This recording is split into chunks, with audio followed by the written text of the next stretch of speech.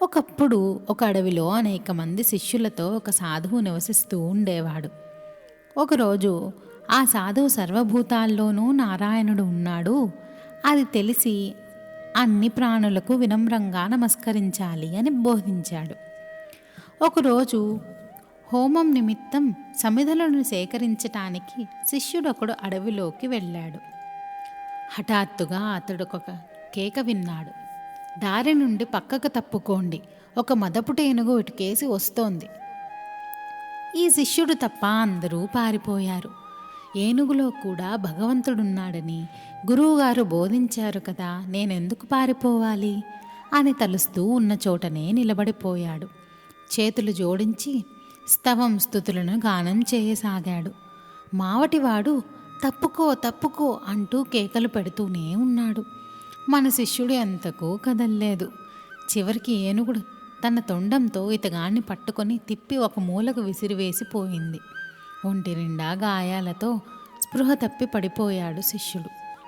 ఈ విషయం వినగానే గురువుగారు ఇతర శిష్యులతో పాటు అక్కడికి వచ్చి అతన్ని ఆశ్రమానికి కొనిపోయారు.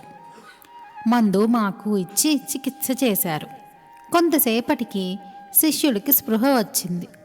అప్పుడు శిష్యుల్లో ఒకడు ఏనుగు వస్తోందని విని నువ్వెందుకు కదల్లేదు అని అతన్ని అడిగాడు.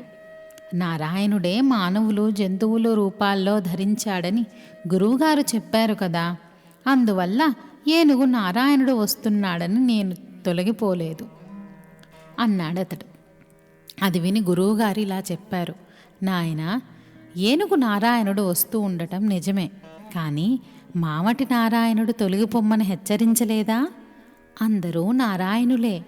అయితే నువ్వెందుకు మావటి మాటలను విశ్వసించలేదు? మావటి నారాయణుడు మాట కూడా వినాలి కదా. అందరూ నవ్వారు. శాస్త్రాల్లో ఆపో నారాయణ అంటే నీరు నారాయణుడు, కానీ కొన్ని నీళ్లు దేవుని పూజకు ఉపయోగపడతాయి, మరికొన్ని కాళ్ళు చేతులు ముఖం కడుక్కోవడానికి, పాత్రలు తోముకోవడానికి, బట్టలు ఉతుక్కోవడానికి మాత్రమే పనికొస్తాయి. ఈ నీళ్లు తాగటానికి కానీ దేవపూజకు కానీ పనికిరావు. అదే రీతిలో సజ్జనుడు, దుష్టుడు, భక్తుడు, నాస్తికుడు అందరి హృదయాల్లోనూ నారాయణుడున్నాడు.